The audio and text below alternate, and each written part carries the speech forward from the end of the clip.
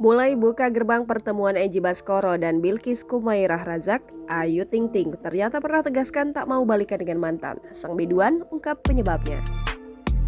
Kehidupan Ayu Ting Ting tak bisa dipungkiri selalu menjadi sorotan publik. Apalagi jika menyangkut masalah percintaan, Ayu Ting Ting memang tak pernah lepas dari perhatian halayak.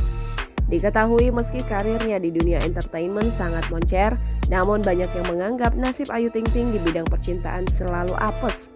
Sudah menjadi rahasia umum jika Ayu Ting Ting pernah menikah dengan seorang pria bernama Enji Baskoro.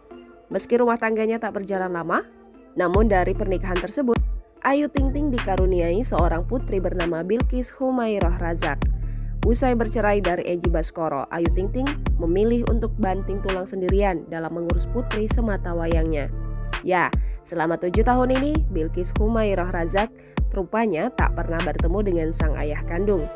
Walaupun begitu, akhir-akhir ini Ayu Ting Ting membuat heboh lantaran dirinya telah membuka gerbang pertemuan Enji Baskoro dengan Bilqis Kumairah Razak. Meski sudah memperbolehkan anaknya untuk bertemu sang ayah kandung, namun kesempatan Ayu Ting Ting dan Enji Baskoro untuk bersatu kembali agaknya tak pernah terwujud. Hal itu terkuak dari unggahan video di kanal YouTube Ara Fahrianti yang dibagikan pada 22 Februari 2021.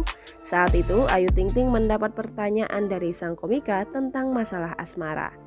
Ayu Ting Ting diberi pilihan untuk balikan dengan mantan atau mencari seseorang yang baru lagi. Hal itu dikarenakan Ayu Ting Ting mengaku dia tidak ingin menengok ke masa lalu. Jangan lupa subscribe, share, komen, dan like ya.